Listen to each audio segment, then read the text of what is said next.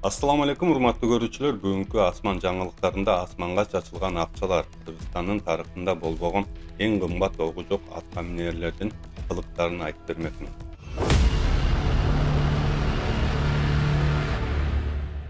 Өзүңүздөр билгендей Садыр Жапаров жаңы жылда Италия жана Францияда эс алып келгенин баарыбызга белгилүү. Эми президент болгондон кийин бир аз эс алып алсын деши мүмкүн доконцовщиктер. Бирок баасы 850 000 евро. Сом менен айтканда 75 миллион сом өтө эле көп эмеспи? Башында Бишкектен Веронага 2 жеке учак учуп чыккан.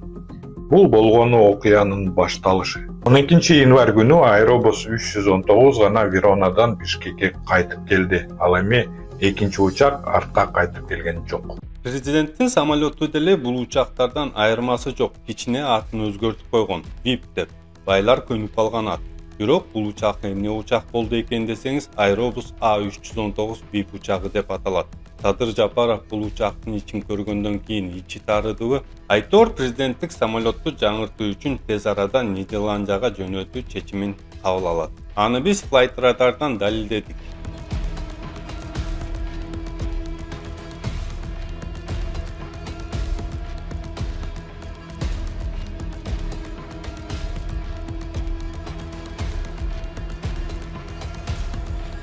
Ошол эле кезде Садыр Жапаров менен Айгүл Жапарова Кытайга барыш керек болуп калганбы? Доконцовщиктер жана пактакорлор Айгүл менен Садыр Кытайга чейин кол кармашып, самолеттон колдорун үзбөй түштү деп жар сала баштаган.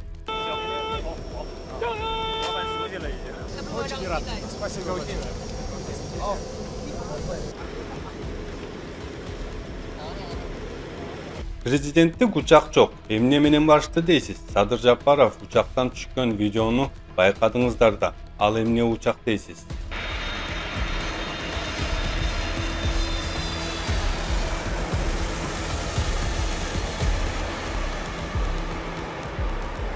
Бул эмне самолет десеңиз, килтейген Boeing 767-200 VIP. Ижаранын баасы 1 саатка 22 900 евро.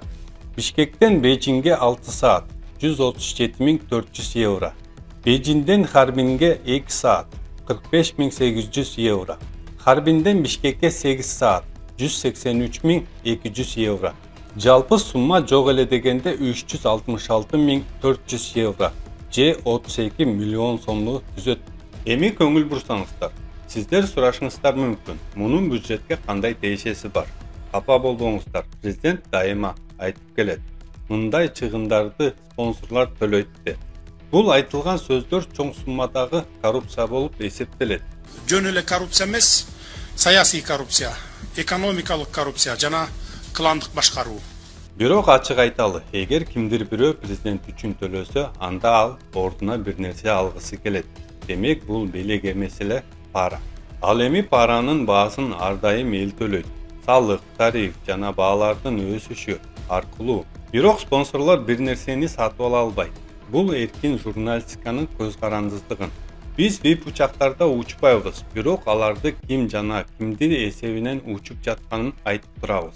100 дос бир максат деген акцияны улантып жатабыз. Бизди колдоңуздар. Темиров Лайф айтайт десе жана жалпы биздин команда көз карандысыз журналистиканы сактоо үчүн.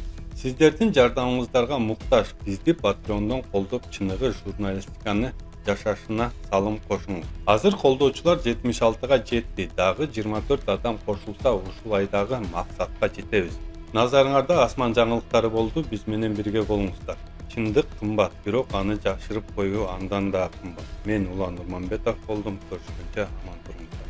Кызык жашоо башталды, иштеп эле баштады. Бир муштумдай түйүлөлү бириктирип жаштарды. Эч кайдыгер болбойлу, келечекте хойлойлу. Жагалданбай байларга, мыктыларды колдойлу.